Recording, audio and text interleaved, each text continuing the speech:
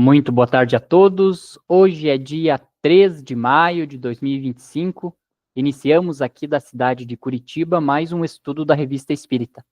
Este estudo é promovido pela Sociedade Espírita Obreiros do Senhor e demais estudos da Revista Espírita e outros estudos promovidos pela casa podem ser acessados através do nosso site www.obreirosdosenhor.org.br. Em nosso site você encontra o link para as playlists dos estudos que ocorrem online e também o link para participar ao vivo conosco. Então, se você está assistindo este vídeo de forma gravada no YouTube, saiba que você pode participar e nos ajudar ao vivo a estudar esta obra. O estudo da Revista Espírita vai ao ar todos os sábados às 14h30, horário de Brasil, Brasília. Nós estamos estudando o ano de 1861 da Revista Espírita. Chegamos ao estudo de número 86. E no estudo de número 86, Kardec vem trazer para nós algumas considerações sobre o Espiritismo, lidas na sessão geral, quando da passagem do Sr. Allan Kardec em Bordeaux. Então, como era um texto um pouco longo, para que ele se acoplasse na nossa hora de estudos, que nós temos uma hora de estudo, nós fizemos um resumo, um compilado das partes mais importantes deste discurso. Contudo, caso queiram e aconselho a lerem na íntegra esse discurso, ele está localizado lá na Revista Espírita do ano de 1861, das páginas 480 a 490. Aqui a gente vai trazer um compilado, mas foi cuidadosamente retirado as partes importantes para serem trazidas aqui, certo? Então nós vamos passar agora a leitura do estudo e eu passo a palavra ao Pereira. Então, boa tarde a todos. Então, como o Lelo já comentou, né? São considerações sobre o Espiritismo, né? Um compilado aí que foi tirado dessa passagem do Allan Kardec em Bordeaux, né? Então ele começa assim: lidas na sessão geral de 14 de outubro de 1861, em Bordeaux. Minhas considerações refletem sobre o avanço da ideia espírita, que, tal qual o fluido sutil, permeia o ambiente, fecunda inteligências e emociona o mundo. Não falo em metáforas. Trata-se de um fenômeno real, sentido intuitivamente, até mesmo pelos mais resistentes. Aqui só para ficar claro, então aquilo é um discurso feito por um médico. Então, quando Kardec estava lá em Bordeaux, em uma determinada sociedade, esse médico fez esse discurso. E aqui é interessante, né, o que ele já traz aqui com relação à ideia espírita, né, que é um fluido sutil e que ele permeia o ambiente, fecunda a inteligência e emociona o mundo, né? E aqui ele diz assim que ele não está falando em metáforas, né, não é um palavreado, um poema que ele está falando, ele está falando que é real. E intuitivamente, né, esse fluido espiritual, ele até afeta até mesmo os mais resistentes. E é o que a gente vê mesmo, né? O Espiritismo aí com o seu ensinamento, até ontem, né, eu mandei ele no nosso grupo, né, Pereira, da Revista Espírita, ali um estudo que está sendo feito pela USP, mais outra faculdade, ele comprovando coisas que a gente já sabia, né? Não somente pela prática, mas já tiveram outros estudos ali, por exemplo, da questão do magnetismo, o quanto isso influencia e ajuda na vida das pessoas, e hoje estão se debruçando mais aí com relação ao passe espírita e tudo mais. Então o espiritismo é sim, né, além de uma filosofia, de uma ciência, ele afeta mesmo, ele traz essa emoção para nós, porque quando se começa a estudar e compreender de onde viemos, onde estamos e para onde vamos, ele é reconfortante, e sim, né, até os mais resistentes, às vezes, né, que se dizem ateus e tudo mais, quando a gente começa a dar essas explicações racionais, porque normalmente os ateus, eles são ateus porque não existe uma racionalidade, né, em algumas religiões, na concepção deles. E quando a gente fala do espiritismo, que é uma ciência, né, muito racional, às vezes até os mais resistentes conseguem ficar até comovido com as histórias que a gente conta, né, Pedro? E aí tem um termo aí que demonstra que o Kardec e as pessoas que estavam envolvidas nisso conheciam a questão do magnetismo, que o fluido foi um termo usado por Mesmer, né? Quando começou lá a fazer o do magnetismo, que adotou, criou, falando que existia um fluido, algo que a mais, onde que se manifestavam essas questões que a gente não conseguia mensurar, né? E é um termo usado no magnetismo, né? O fluido sutil, a gente sabe, quando Kardec coloca até no livro dos médios, tudo que se trata daqueles fluidos sutil que é utilizado para sanear ambientes, para curas, para muitas outras questões. Um fluido sutil seria uma coisa boa, um fluido que penetra os fluidos mais densos. Ele vai demonstrando claramente isso, como que as pessoas conheciam os termos aqui usados aí do magnetismo que você colocou. Né? E ele continua assim. Recordo que a comunicação entre os mundos sempre esteve presente nas tradições mais antigas e religiosas. Vários padres da igreja, como Tertuliano e Santo Agostinho, atestam-na. Um opúsculo publicado em 1843 já intuía a existência de inteligências superiores escalonadas na criação, embora lhe faltasse a noção da reencarnação e das consequências morais impostas pelo Espiritismo. Vós, Senhor, eleito de Deus, vieste fixar, sistematizar a ciência dispersa, reunindo as inspirações celestes em um corpo da doutrina. Desde então, centros espíritas surgem em toda parte do mundo. Ele está se referindo aí a Kardec. Né? Em nossa bela cidade de Bordeaux, um homem de julgamento, São tomou a iniciativa e formaram-se numerosos círculos espíritas em torno do foco principal. Multiplicaram, então, as comunicações espirituais. É a mãe que de sua esfera religiosa, da sua esfera gloriosa, com a perfeição do detalhe e sua infinita ternura, comunica-se com o filho muito amado. É o pai ou avô que alia ao amor paternal a severidade da forma.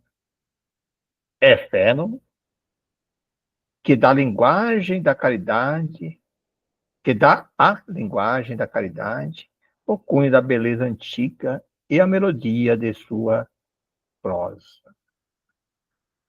É o espetáculo tocante de um filho, tornando espírito bem-aventurado, homenageando aquele que o trouxe ao seio com eco de seus ilustres ensinos.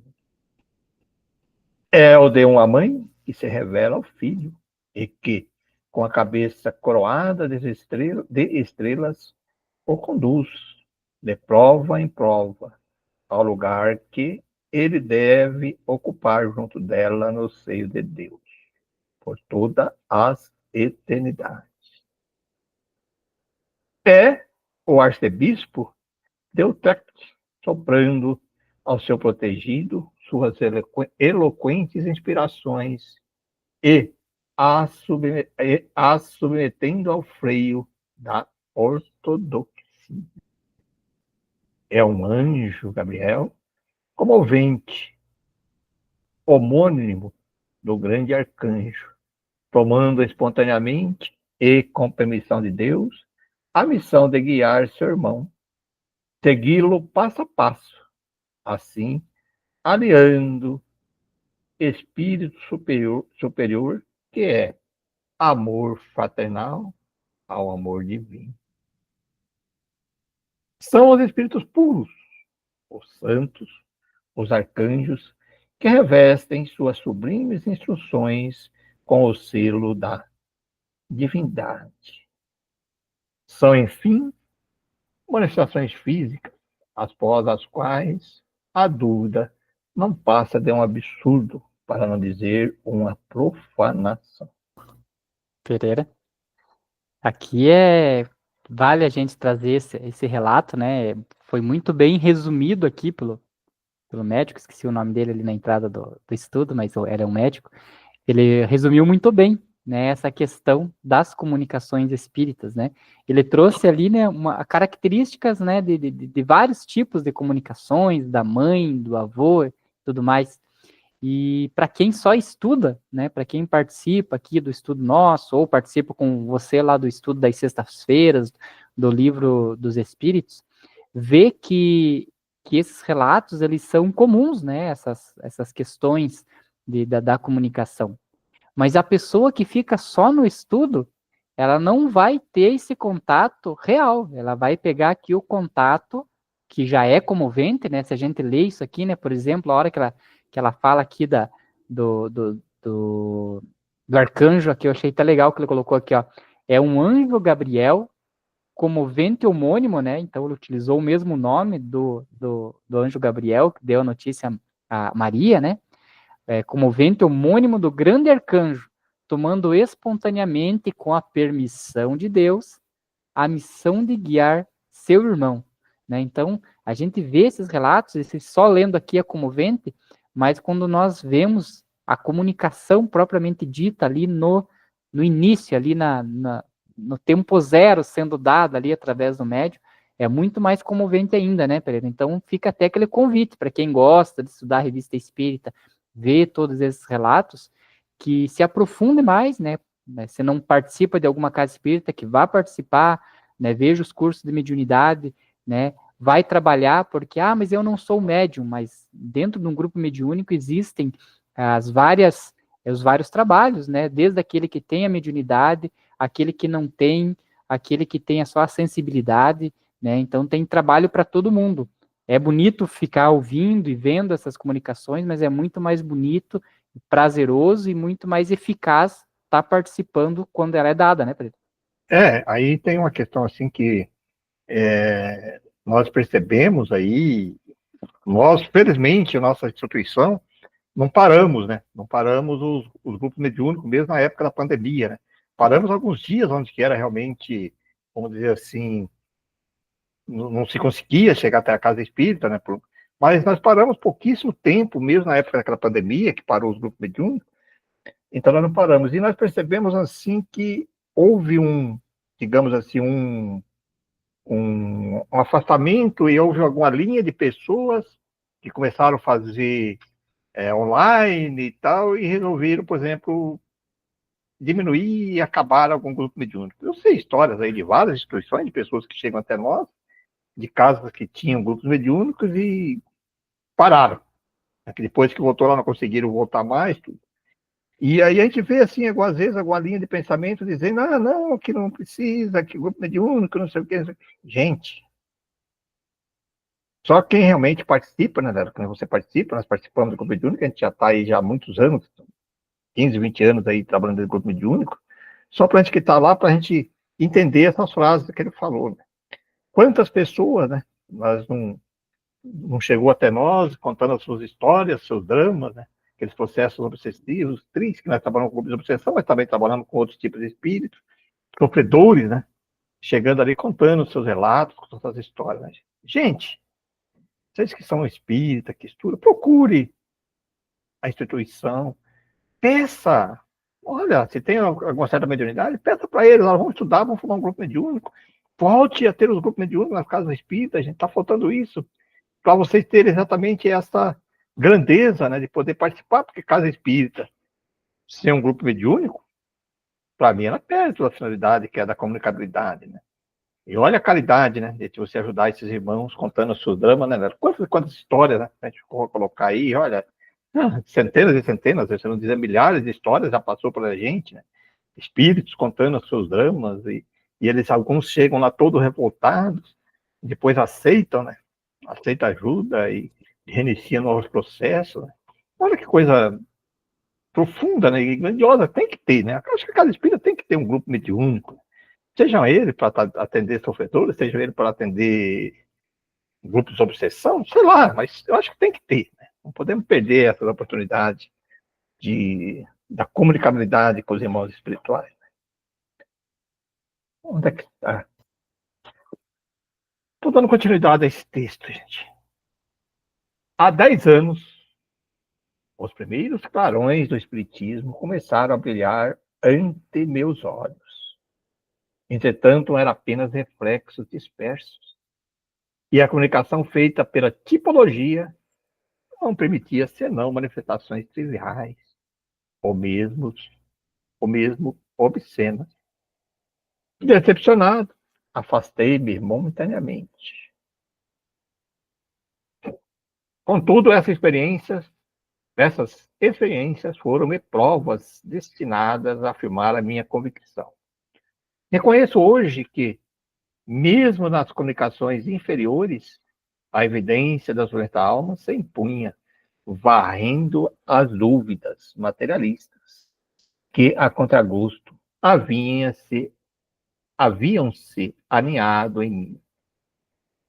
O tratado luminoso de um espírito da escola, revelado a Allan Kardec, trouxe-me a nova luz.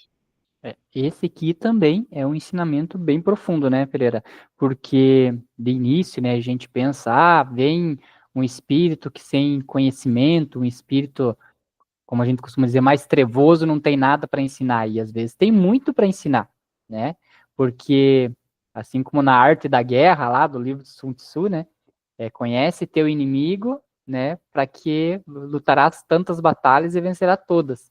Então é importante a gente saber como esses espíritos que estão maus, como eles agem, para que a gente, atuando no bem, consiga ir naquele ponto específico onde a gente consegue desarmar ele, né? Então, se não fosse os grupos dar essa passividade, né, para essas comunicações inferiores, nós não conseguiríamos, né, mudar esse espírito, dar para ele um novo caminho para seguir, às vezes, antes dele reencarnar. E aí, esse espírito reencarnando, às vezes, compulsoriamente naquela condição que ele está, ele poderia fazer em terra muito mal, né? Mais do que ele, às vezes, ele faz lá no plano espiritual. Então, todas as comunicações, independente do grau de elevação do espírito, lógico, se é um espírito elevado, ele vai trazer coisas para nós seguirmos, né? E o espírito menos elevado, coisas para nós nos cuidarmos, talvez, né? Mas nenhuma das comunicações são desmerecidas, todas são úteis para a nossa evolução espiritual e nosso aprendizado. E aí ele coloca bem claro ali que a primeira questão é comprovar que existe no mundo espiritual, que está se comunicando ali. E outra coisa, se a gente analisar friamente também, ele serve para demonstrar que quando a gente desencarna, ou quando morremos, que as pessoas podem falar, quando chega no mundo espiritual não dá saltos, né? Então, e quem são os espíritos? Somos nós amanhã, né? Quando desencarnar, nós seremos espíritos. Os espíritos estão aqui na Terra e vai para lá, então, e eles não mudam. Então, isso comprova exatamente isso, que mesmo no mundo espiritual eles continuam, às vezes, com as mesmas, às vezes não. Sempre, quase sempre com as mesmas tendências, os mesmos hábitos aí que demoram para você. E aí vem comprovar isso, fala, poxa, somos nós que estamos lá no mundo terreno, se a pessoa era uma pessoa aqui de má índole, de toda tendência mais, não vai chegar lá e vai virar santo. E quando esse espírito vem comunicar, vem comprovar exatamente isso. E aí, às vezes, nós temos aí a condição que, às vezes, eles nem acreditam nessas questões de reencarnação, aí nós conseguimos, às vezes, orientá-lo e guiá-lo para quando ele voltar na Terra, como você disse, ele possa ter melhores condições, né? Aproveitar um pouquinho mais a sua passagem pelo mundo terreno. Bom, devo mencionar ainda, olha aí, devo mencionar ainda o papel do Sr. Mustang, advogado íntegro, amigo leal, cuja influência me ajudou a abrir os olhos para a verdade. Aqui também. É importante isso e aquele que eu sempre bato. Acho que talvez minha missão seja bater nesse ponto aqui, que é a necessidade da gente que estuda o Espiritismo, quando está diante de alguém que você sente que aquela pessoa está apto a receber uma informação, né, sem ser chato, como a gente viu nos estudos anteriores, não tem que ser um espírita chato, tipo aqueles que ficam só falando sobre aquilo, mas quando a pessoa dá essa abertura, você comentar sobre isso. né? Porque às vezes você tira uma pessoa que está com pensamentos errados, errôneos ali até sobre questões de suicídio, por desgosto da vida atual, e quando você traz essa palavra das oportunidades que ela pode ter em reencarnações futuras, isso tira, às vezes, esse pensamento dela. Ele ajuda até o próprio irmão, que às vezes é desgostoso ali, desiludido com alguma questão da casa onde participa, do grupo onde participa, se afastou, que foi o caso aqui do médico, né? E aí ele vem agradecendo, né? Aí o amigo dele, né, o senhor Rustem, que um amigo leal, cuja influência me ajudou a abrir os olhos para a verdade. Ver a importância de um amigo verdadeiro, que quando vê que nós estamos indo num caminho errado, é aquele que vem e diz, olha, tá errado, volta lá para o caminho certo, e não só aquele que fica, não, você é meu amigo para toda hora, aquele que me apoia. Tem horas que não é para ser apoiado, tem horas que é para ser chamado a atenção e ajudado a retornar para o caminho correto, e não apoiar em tudo indistintivamente. Então, nós, enquanto espíritas, que já temos um pouco de conhecimento, é importante que, ao observarmos a oportunidade de falar, seja com quem for, sobre espiritismo, a gente fale algumas palavras, porque o básico que é o para nós, às vezes pode ser um ensinamento muito profundo para aquela pessoa que nada sabe do espiritismo. Até foi um tema assim que as coisas se interligam, um tema que nós estudamos ontem, né, na sexta-feira, no Livro dos Espíritos, que é da Lei da Liberdade, e tem uma questão lá que Kardec pergunta aos espíritos, porque está falando da liberdade, que a pessoa tem liberdade de pensamento, liberdade de colocar. Eu não sei como a pergunta não é bem assim, mas ele perguntou se era permitido, se nós poderíamos, por exemplo, alertar uma pessoa que estava fazendo umas ideias religiosas perniciosas, né? E a resposta é bem clara. Olha, inclusive, o nosso dever, né, que você colocou, orientar essas pessoas, né, se ela está indo para o caminho errado. Aí a questão que depois vem as entrelinhas, que é a maneira que você faz. Você não vai dizer, não. Mas é que você falou, orientar, olha, existe outro caminho, não é bem assim, tal. Se a pessoa quiser aceitar ou não, é outra questão. Você não pode impor, né? Dizer, olha, pensa bem direito, o raciocínio. Ele coloca, inclusive, entre aspas, lá, não lembro agora qual a questão, mas ele coloca, inclusive, lá nas entrelinhas, lá dizendo que isso deve ser feito de uma maneira carinhosa, sem criar conflito, né? Não é impondo, né? É proibido. Não.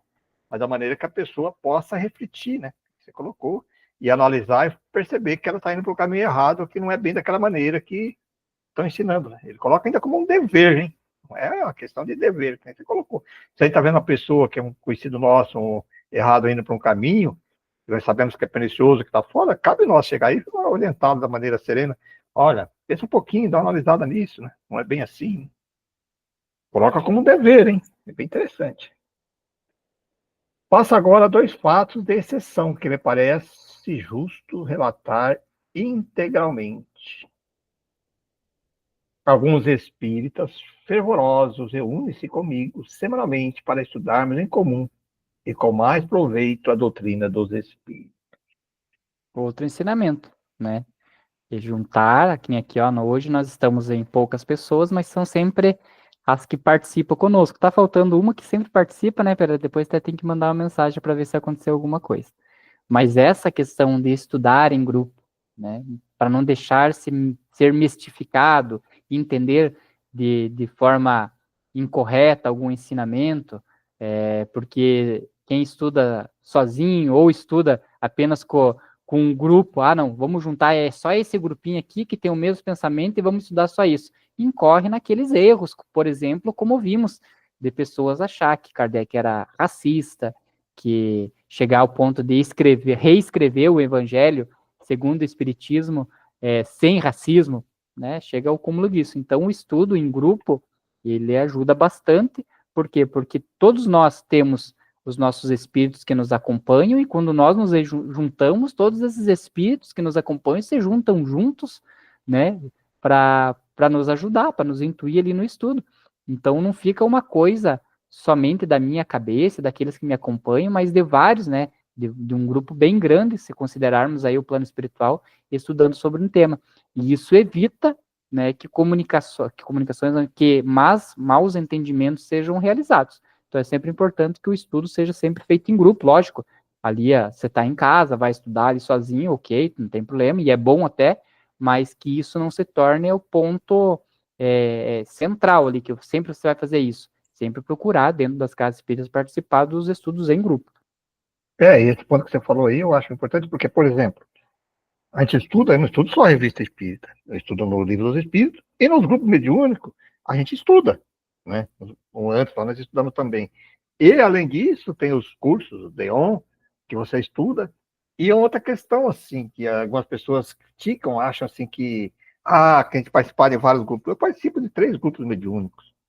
Isso, para mim, é uma coisa muito rica, né? Porque comprova exatamente as questões que eu vejo num grupo de segunda, no grupo de quarta e no grupo de domingo. E ainda tem o DEON, que é o dos preparatórios, que também tem lá. Isso é uma coisa muito rica, né? Porque você vê as várias situações comprovando aqueles ensinamentos. E às vezes a gente pensa, poxa, mas será que esse médio está fascinado, que tá não sei o que você começa a perceber que as comunicações saem parecidas, são idênticas, sem se conhecerem, né? Sem ter relação nenhuma. O único elo de ligação é eu, né? Na maioria dos casos. E aí você começa a perceber assim, fala, puxa, faz sentido, né? Porque comprova, né? Isso dá uma, vamos dizer assim, uma grandiosidade nisso, uma confiança, né? Que o trabalho está sendo certo, né? Que está sendo correto, que aquelas que não estamos sendo enganados, né? Não estamos ludibriados, porque poderia ser simplesmente, se eu chego no grupo, só pode assim, mas no outro também acontece parecido, quer dizer, poxa, comprova, né? Não existe aí engodo, né? Muito bacana isso. Agora eu me perdi aqui, Léo. É no comecinho mesmo. Comecinho. Nessa modesta reunião, um de nós, dotado de elevado grau de mediunidade, quis evocar o espírito de uma garota que havia conhecido, vitimada pela CRUP, aos 6 anos de idade. Ele fazia o papel de médium e eu de evocador. Mal terminar a evocação, uma percussão muito sensível num dos móveis da sala de espera excitou a nossa atenção e nos levou a averiguar se esse ruído insólito provinha de uma causa natural ou resultava de um fato espírita. São, responderam os guias, as companheiras de Stanley, era o nome da criança durante sua vida terrena, que vem à frente de sua amiguinha. E pelo pensamento seguimos esse gracioso cortejo a planar no espaço. Entre elas, designaram-nos Antônia, jovem que mal passara pela terra e apenas completara sua 4ª primavera, quando tombou sob os golpes de uma foice assassina. Prevendo que elas iam concluir suas provas em uma nova existência, roguei ao meu anjo da guarda, essa boa mãe, cuja ternura jamais me faltou, que as tomasse sob seus cuidados e lhe mostrassem claramente a sua celeste protetora. A adesão não se fez esperar, mas Deus só lhe permitiu aparecer a uma delas, e ela escolheu Antônia. Pergunta, né? Entre aspas. Que vês, minha amiguinha? Exclamei, evocando esta última. Ela responde: ó, a bela senhora está resplandecente de luz. Ele continua perguntando: e que te diz esta bela senhora? Ela me diz: venha a mim, minha filha, eu te amo. Por isso retratei aquela terna mãe com uma cabeça coroada de estrela. Bonita, né? Nossa, maravilhoso, né? E ver como pode, né? Para quem tem a curiosidade, né? Nunca participou, e é assim mesmo, né? O dialogador, ele conversa ali com o espírito comunicante como se estivesse conversando ali com uma pessoa encarnada, né? Sem pomposidade nem mais, ali é uma conversa com um amigo que você está tendo. E ali por que que a gente faz dessa forma? Porque apesar de ser um espírito desencarnado, nós somos espíritos, só que estamos encarnados, então não tem diferença nenhuma da forma como a gente age. E é interessante que o relato dele falar, né, que eram duas amiguinhas, né, ali, e ele optou por uma delas, né, e com ela que ele fez ali o diálogo. Então, interessante isso, e para quem não sabe, é assim que acontece mesmo, né? O espírito vem, a gente conversa com ele como se estivesse conversando com uma pessoa que é encarnada, sem nada mais, sem técnicas loucas, assim, que possam aparecer aí na internet. É uma coisa simples, e o que vai, né, conduzir essa comunicação aí é a ascendência moral, né, de quem ali está conversando, do médium, é o que vai ter o diferencial na comunicação. E a gente que consegue sentir as vibrações, identificar os espíritos pelas vibrações energéticas, a gente consegue identificar, assim, quando chega um espírito que depois os outros médios que estão próximos conseguem comprovar, eu falo assim, é um espírito abnegado aí, de amor e tal. Então, normalmente eu cito, você conhece, eu falo, puxa, eu senti a presença. Aí o médico falou, não, ela é uma senhora assim, assim. Foi exatamente isso que acontece. Isso é uma coisa muito comum dentro do grupo. E é outro fato que a gente sempre frisa nos nossos ensinos, do DEON, junto até para os dialogadores, que a uma certa época existia uma questão assim, que criasse uma formalidade, uma coisa toda difícil para conversar com os espíritos, como que você estivesse tratando com um ser totalmente diferente. Né? Porque é isso que você está falando. Para nós, a gente, quem participa do grupo mediúnico, sabe que é dessa maneira que nós trabalhamos, nós conversamos com o irmão que está ali. Né? Tratamos ele dessa mesma maneira, conversamos como se estivesse conversando com o outro. Claro, com uma certa, né, vamos dizer assim, amorosidade ou uma certa firmeza quando trata de espírito, mas é como se você estivesse tratando um irmão meio rebelde, por exemplo. Você não vai chegar e falar, não sei o que, não. Você vai tratar ele como se estivesse conversando mesmo, com o irmão terreno, né? Assim, vamos dizer assim. E é muito bonito a gente ver esses relatos. Eu já presenciei casos desse tipo. Quando o espírito está muito revoltado, apareceu uma abnegada mãe, um irmão, um tio, você sabe, né? Quantas histórias, né? E aí os médicos, a gente sente que percebeu, né? Chegou, a gente fala que está chegando aí, o próprio espírito fala, olha, chegou minha mãe, chegou minha avó, chegou meu tio, chegou né? Minha professora, quantos relatos desse, né? E aí eles se emocionam, né? Muitos choram, né? Gente, estuda a mediunidade, na sua casa espírita, que ele frequenta. Olha, estude, participe do grupo mediúnico para vocês entenderem a grandiosidade disso que nós estamos falando. Né? Senão a gente fala, as pessoas acham que a gente está falando coisas assim. Nós estamos falando aquilo que a gente vivencia, né? E até só um complemento naquilo que você comentou anteriormente ali sobre os estudos online, né? Por isso que a gente está batendo um pouco nessa tecla hoje, que nem esse nosso estudo da Revista Espírita, ele é 100% online. Mas não existe ainda um grupo mediúnico online, né, Pereira? Não tem como fazer umas comunicações online, então tem que ser no real mesmo.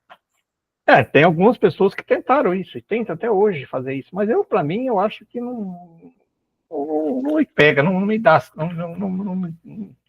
não me, sei lá, eu não consigo entender direito como é que funciona isso. Eu vi algumas pessoas falando que trabalham com os grupos online, mas eu não sei, eu não consigo interpretar direito isso, né? Porque tem sempre aquela convivência você com o médico, com a pessoa ali, as questões energéticas, vibratórias. Pode ser que eu esteja errado, né?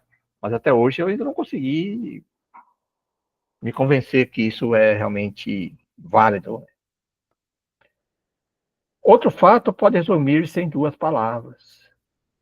Eu estava com um dos meus colegas espíritas.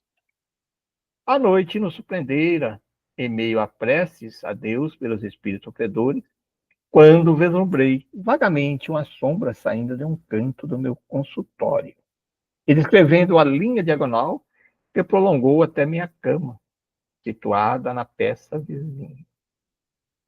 Ao terminar seu percurso, ouvimos um estalido muito distinto e a sombra dirigiu para a biblioteca, formando um ângulo agudo com a primeira direção. Fui tomado pela emoção, mas numa hora daquelas, 11h30 da noite, bastante propícia às emoções e ao mistério. Julguei a princípio que se tratasse de uma alucinação, de ilusão de óptica, e tomei a íntima resolução de guardar silêncio quando essa fantástica aparição. Foi quando meu companheiro de constantes estudos voltou-se para mim e perguntou-me perguntou-me se nada havia.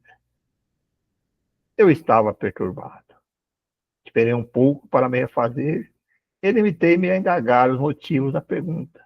Então ele me descreveu o estranho fenômeno que igualmente testemunhara, com tamanha exatidão que me foi impossível duvidar ou deixar de confirmar a realidade da aparição.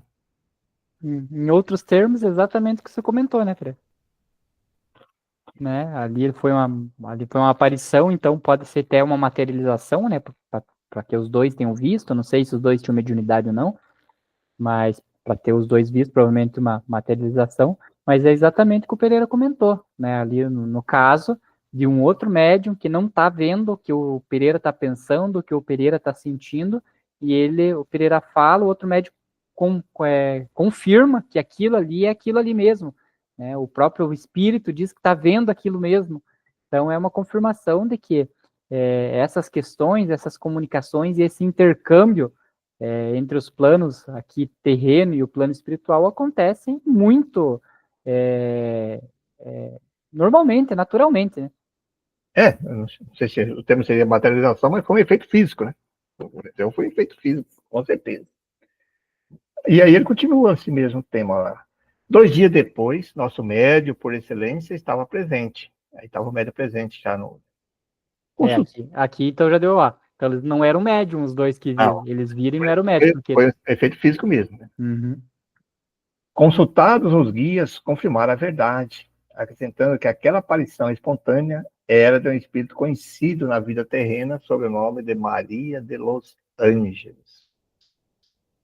Foi-nos permitido evocá-la, e o resultado de nossas perguntas foi que havia nascido na Espanha.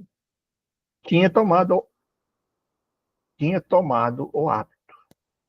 Aqui hábito no sentido Né? daquela batina de freira, né? Por muito tempo, sua vida estivera isenta de censuras, mas uma falta grave, a qual a morte não deixou tempo para expiação, era a causa de seus sofrimentos no mundo dos espíritos. Algum dia depois, o acaso, ou antes a vontade de Deus, nos permitiu um segundo controle desse estranho fenômeno. Um espírita jovem, mecânico de inteligência extraordinária, tinha passado comigo a última parte da noite.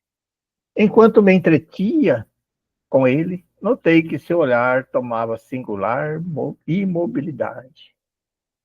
Ele não esperou a pergunta para explicar a circunstância. Ele vai explicar agora, entre aspas. Né? No mesmo instante em que me olhavas, vi distintamente a silhueta de uma mulher que, da janela, avançou até a poltrona vizinha, diante da qual ajoelhou-se.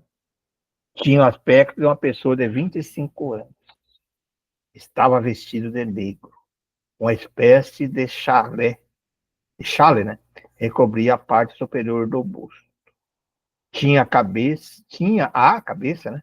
Algo parecido com um lenço ou uma touca. Fecha. Aí ele continua, o médico. A descrição concordava perfeitamente com a ideia que eu fizera da religiosa espanhola.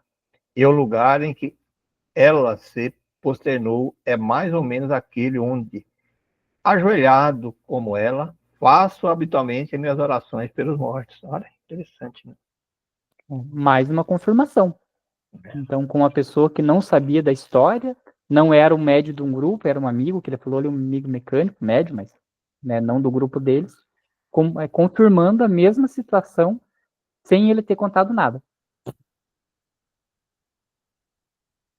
Finalizo observando que o Espiritismo é obra séria, exigindo recolhimento e estudo.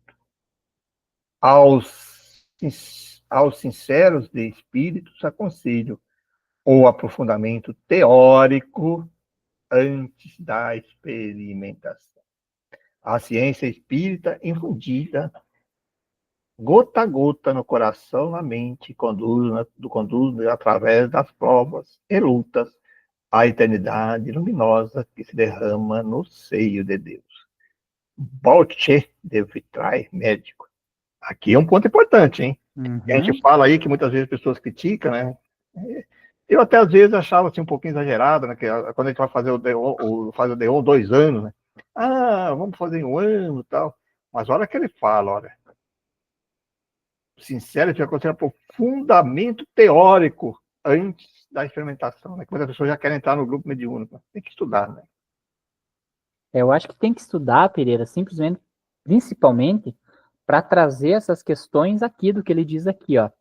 O Espiritismo é obra séria, né? Exigindo recolhimento e estudo.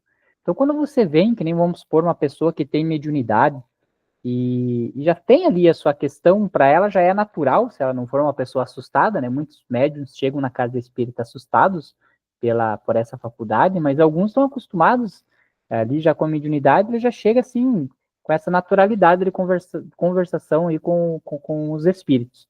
Mas a forma que talvez essa pessoa faça essa abordagem com os espíritos não seja uma forma correta. Pelo fato de estar ali, de repente, exigindo favores, pedindo ajuda para coisas que não têm utilidade de cunho moral, de evolução espiritual. E aí é importante que a pessoa, ao chegar ali na casa espírita, a gente prepare essa pessoa com esses entendimentos, com esse conhecimento. Porque senão esse médium, ou mesmo essa pessoa que não que vai lá para fazer um dialogador dentro do grupo mediúnico, só porque a pessoa é eloquente, fala bem, então vai trabalhar de dialogador no grupo mediúnico sem ter o estudo. Pense o problema que isso poderia trazer pela desarmonia e também pelo o tipo de atuação que essa pessoa iria ter. Então, o estudo é muito importante também. Porque que tipo de espírito você vai atrair, né, no grupo mediúnico teu, né? Se você não tem preparação, se você não sabe, você vai atrair aqueles que são simpáticos com você, né? Então, tu corre riscos mesmo sérios de fascinações aí, né, de desarmonizar um grupo inteiro, né? Por isso a gente toma muito cuidado de admitir novos membros nos grupos. Os grupos a gente parece muito antigo, né? O grupo a gente trabalha já lá 5, 6 anos, a fica aquele grupo lá e tal. E a gente tem simpatia, tem confiança. E às vezes não há necessidade de a gente trazer um médium novo, né? Mas a gente costuma sempre preparar ele bem antes para evitar essas questões, né? Porque ele chega lá preparado, não conhece, aí ele começa a impor algumas ideias. Eu tive um problema sério disso no grupo que eu trabalho domingo, que ele tem uma finalidade essa de acolher os médios em desarmonia, né? Não é exigido tanta formalidade, tem os médios lá que está lá já antigo, e às vezes aparecem alguns médios lá e quer mudar. Ele já chega discordando com tudo, dizendo que não, tem que ser assim, tem, o espírito tal quer falar, quer dizer. Mas aí, ali naquele grupo, ele tem essa finalidade, que é um grupo que tem domingo, que é para atender esse tipo de médios mesmo de harmonia, que está no outro grupo lá, e eles já levam para lá e a gente acorda, mas tem a base dos 2, 3 médios ali, que está ali, que já é antigo, né? Então tem a base ali, quando ele vem assim, aí a experiência que a gente tem, a gente vai conduzindo, fala, meu amigo, não é assim não, assim, não está falando assim não, tal. E aí vai baixando a bola, né? Só que muitos não aceitam, ele fica um pouquinho lá que ele percebe que a gente está tentando, vamos se desmascarar ele, né, desmascarar o espírito orienta ele foge rapidinho, né? Porque falando, para que eu vou lá? Porque chega lá eu vou ser imposto as minhas mentiras, né? Por isso é importante isso tudo, né? Você saber realmente o que está falando. Sim, porque a gente sabe também que uma das regras divinas é o nosso livre-arbítrio, então nem sempre o espírito que vem ele se comunicar e que a gente leva o conhecimento para ele, porque não é só porque ele está desencarnado, que ele é espírito, que ele tem maior conhecimento, né? A continuidade dele no plano espiritual é a mesma que ele tinha aqui na Terra. Então, por mais que ele esteja vindo se comunicar com o médium, às vezes ele nem entende como isso está sendo feito. E a gente vai levar essa informação, esse conhecimento para ele, e ele tem o livre-arbítrio de aceitar ou não. Então, como o Pereira explicou ali, que o grupo é preparado, já é um grupo voltado para essa questão, né, ali dos médicos que estão desarmonizados, que estão recebendo esse tipo de comunicações. Então, o espírito que vem ali e ele começa a ser instruído, ele pode aceitar ou não essa instrução. Ele não aceitando, ele diz, poxa, agora se esse grupo é só dessa forma, eu não estou aceitando essa instrução, ele tem todo o direito de não ficar ali e sair, né? Então, funciona dessa forma. Se o espírito não quer, ele não vai ficar ali, ele vai sair e assim vai se harmonizando ali o médium novamente. Acho que mais ou menos isso, né, para o trabalho? Eu vou te contar até uma história assim, exatamente isso. Eu vou contar até uma história assim que é bem interessante. Um dia, no domingo, eu sempre chego cedo antes, um pouco antes da sede. Aí uma pessoa, conhecida assim, né, antiga, da gente assim, chegou e falou: queria conversar com você. Eu falei: tá bom. Aí chegou assim: é assim, assim, tem um espírito que está comunicando comigo, assim, assim, que tem que ter uma inovação, que tem que ter uma mudança no grupo mediúnico, blá, blá, blá, sabe? Umas coisas assim meio faraônicas, falando assim: tá bom, tá bom. Olha, então o espírito quer que, olha, vem falando para mim, tal, tô com uns textos lá, dizendo coisa assim totalmente diferente, que tem que ter uma nova maneira de colocar. Tá. Aí os outros membros foram chegando, tal. Aí eu falei para ele assim: perfeito, você vem no lugar certo, vai, então vamos, quero ver você, então. Vamos no grupo. O grupo já é preparado para isso mesmo, né? Vamos entrar ali hoje. Você, não, vamos, entra ali.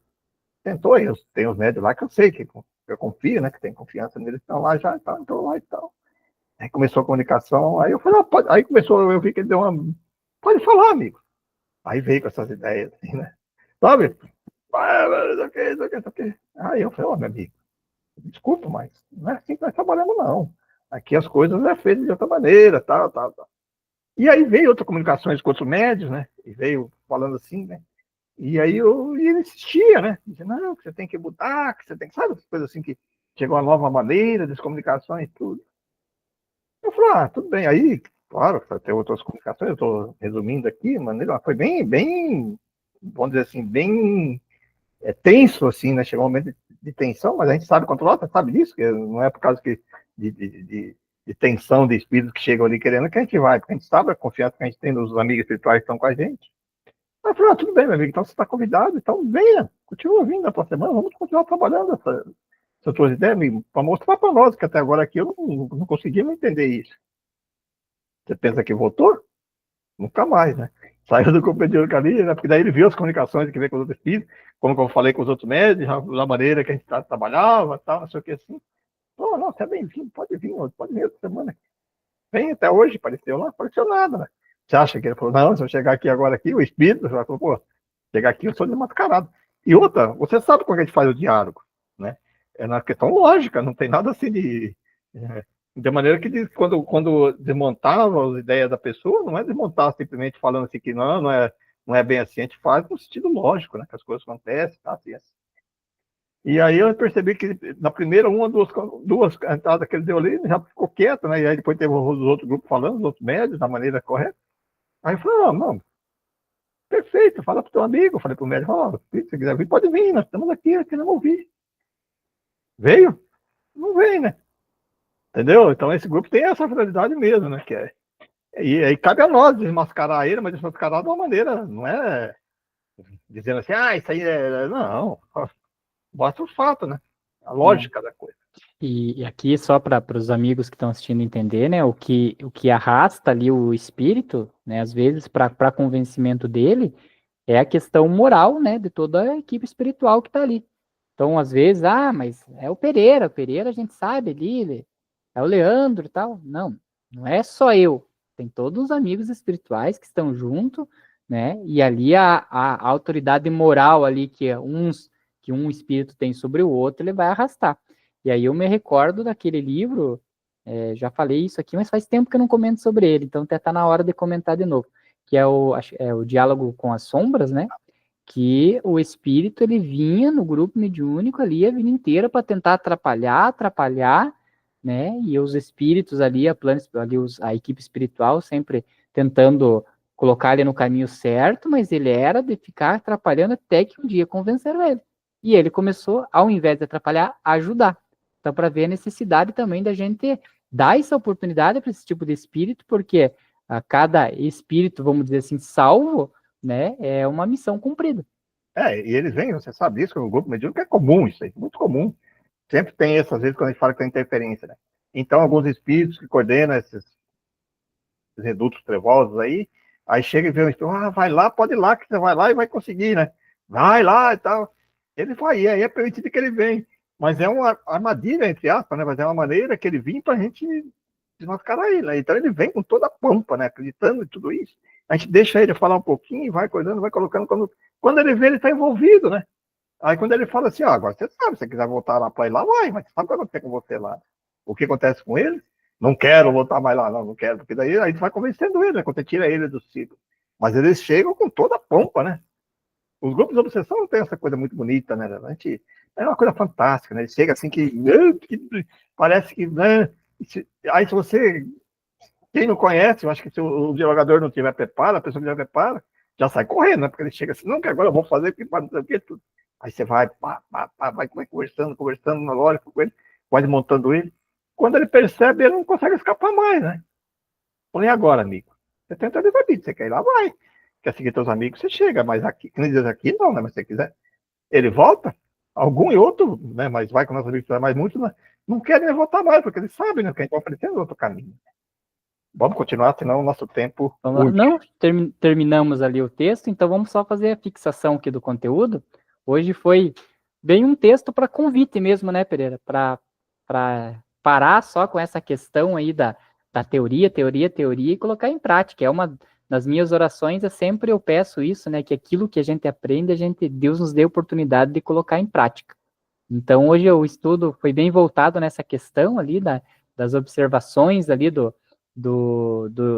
acerca do espiritismo e que deixa esse convite para quem está assistindo nós aí pelo YouTube, que procure no site da Federação Espírita Brasileira, ali na Federação Espírita do seu estado, ele vai te mostrar onde que tem as casas para você participar, vai lá, né, diz que você já estuda ali pela internet e tal, e quer fazer um aprofundamento, com certeza vai ser muito útil.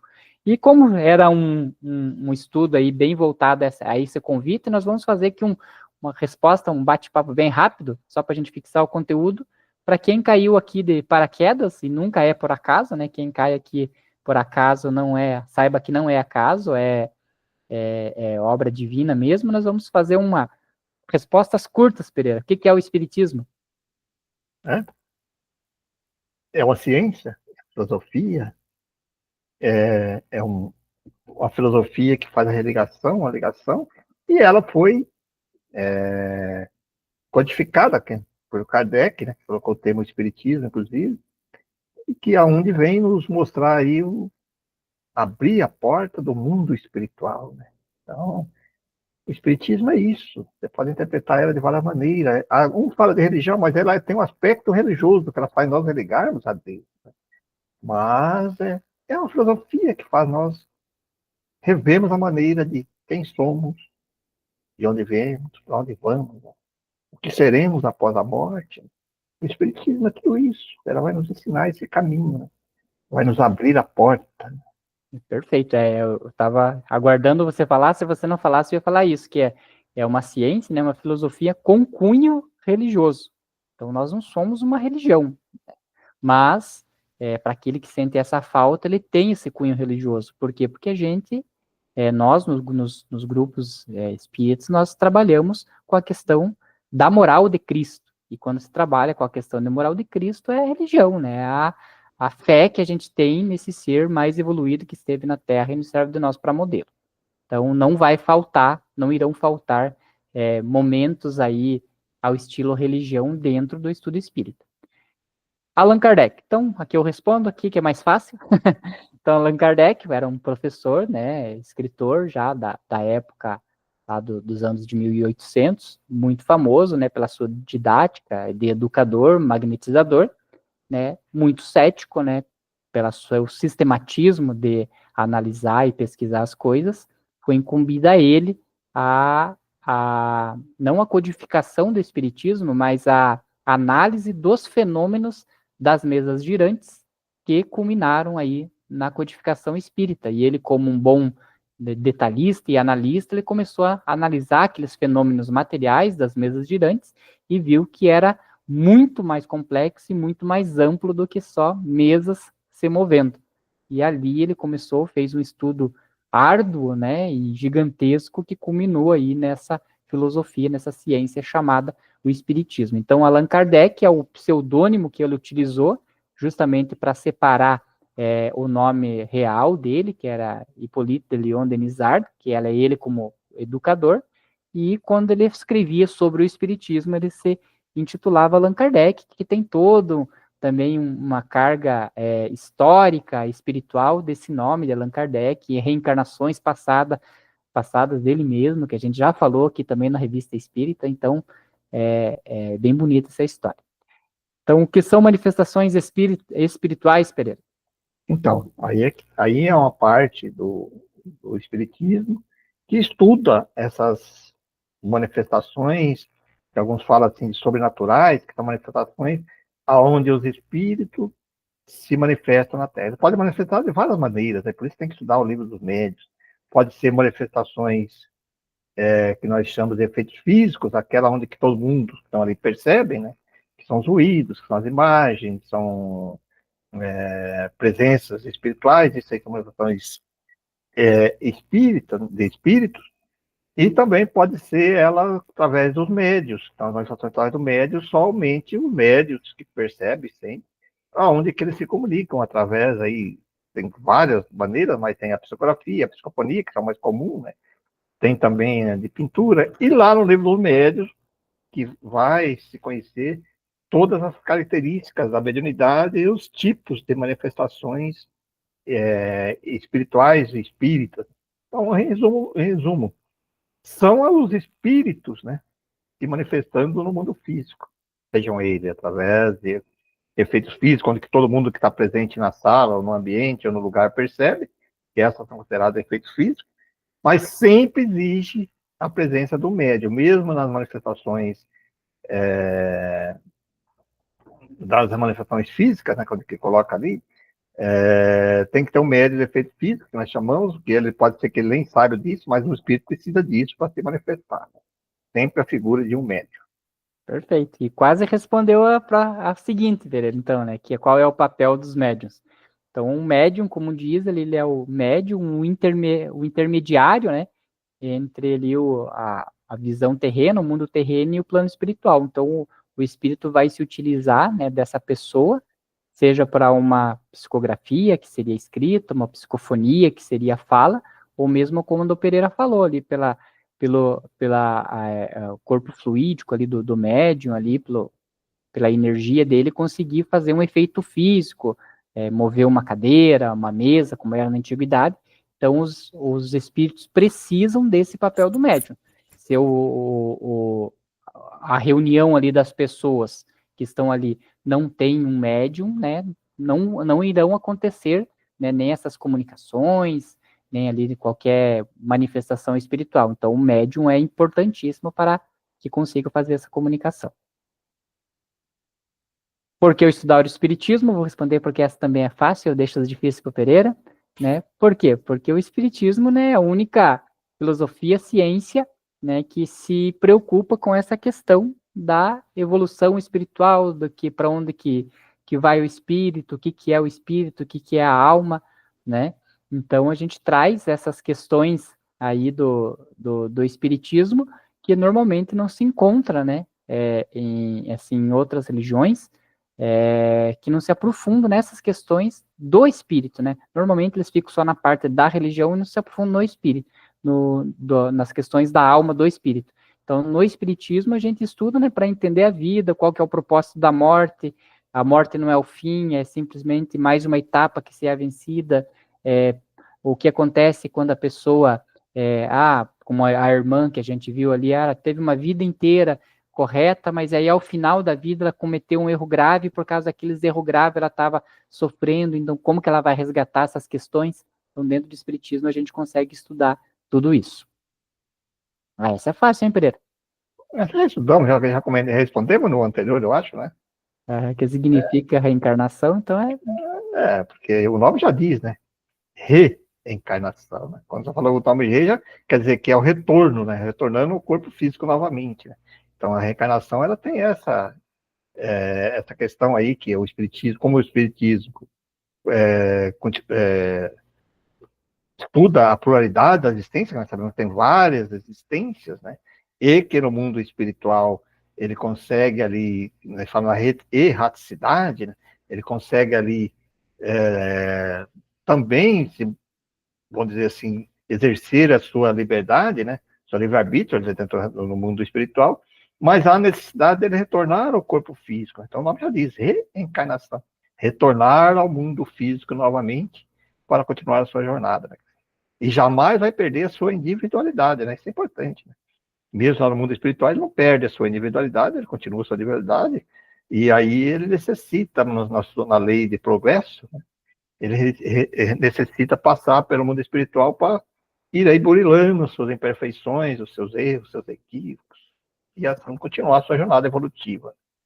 Perfeito. Então, a reencarnação são as oportunidades dadas, né, para o espírito de corrigir aquilo que ele não conseguiu corrigir em uma única vida.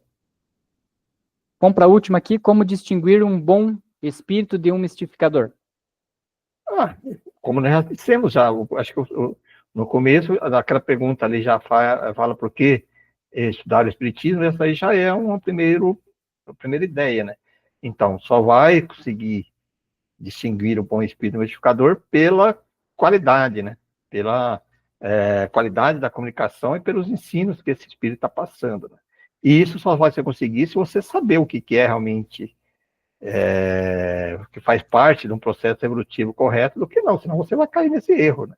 Mas é bem esse caminho mesmo, né? Você estudando em grupo, né? Nós for falando já de estudo em grupo, conversando com outras pessoas, não acreditar simplesmente, é sempre fazer uma análise racional e lógica das comunicações. Tá sem som, Lela. Opa, obrigado. Então, para a gente finalizar aqui no Dicas para a Vida, que nós sempre deixamos no final do estudo, então, buscar o estudo contínuo do Espiritismo, como o discurso ali falou, o Espiritismo é uma coisa séria e é preciso se aprofundar no estudo antes de ir para a experimentação, senão problemas podem acontecer.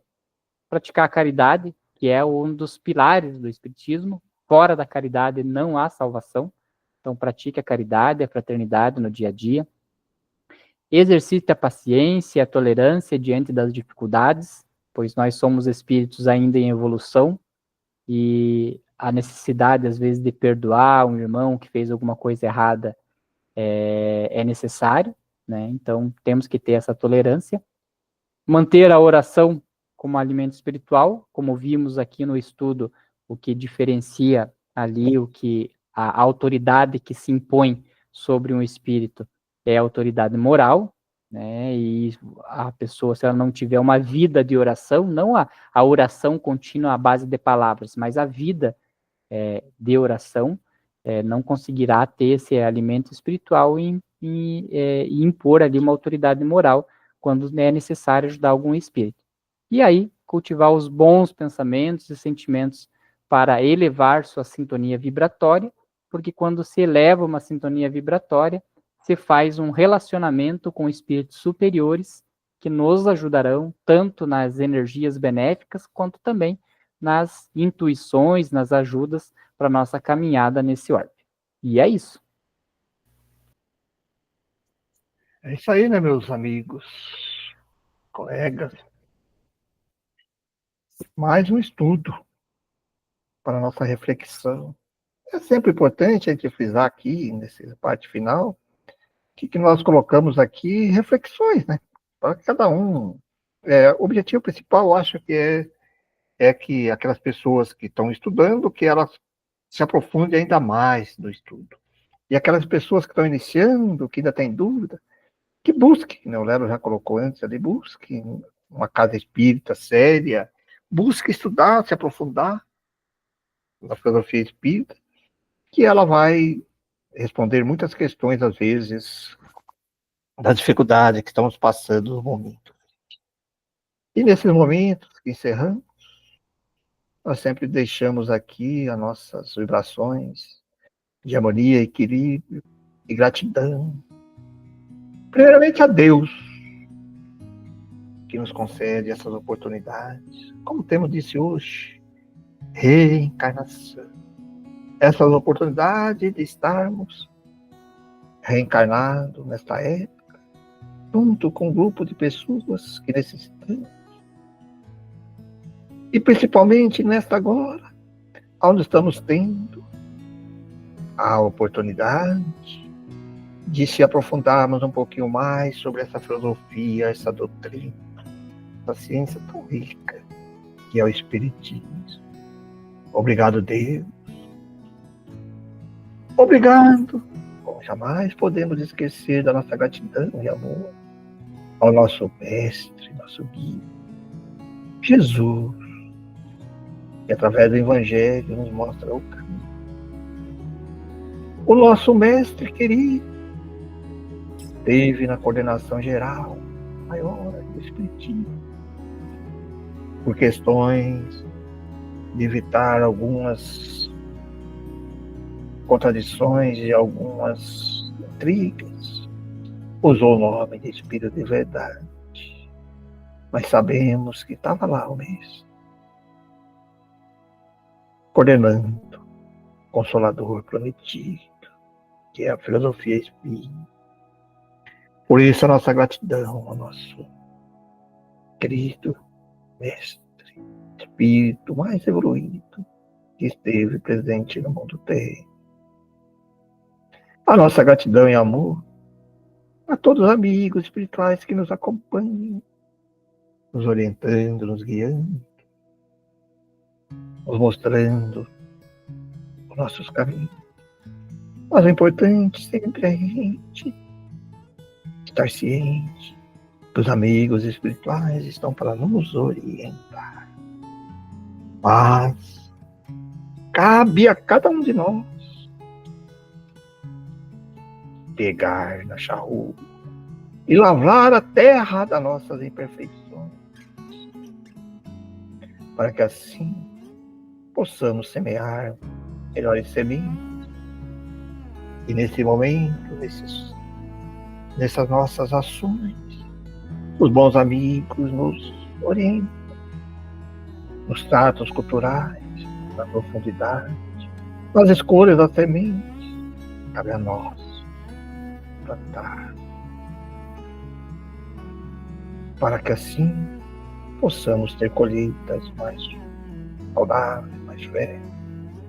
No momento da colheita, os amigos espirituais nos orientam, nos ajudam às escolhas para assim podermos separar o joio do trigo.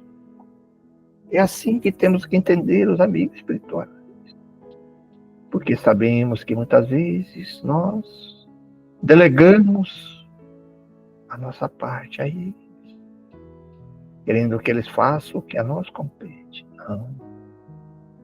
É nossa responsabilidade, da nossa caminhada, das nossas escolhas. Eles nos ajudam, sim, mas a decisão é nossa, o nosso livre-arbítrio. E tem que ser assim, para podermos ter o medo da colheita. Por isso, não reclame jamais de não estar colhendo exatamente aquilo que necessitava. Que você acreditava colher, porque você não fez as escolhas da semente certa. Por isso, a nossa gratidão a todos esses amigos. A nossa gratidão, simpatia e amor também a todos amigos espirituais que nos acompanham nesses estudos. Sabemos que muitos se reúnem nesses dias para também receber os esclarecimentos e orientação sobre essa filosofia. E assim também desejamos a todos que nos acompanham muita paz, muito amor, muita reflexão, muitos estudos, e que Deus esteja presente no lar de todos, e assim seja.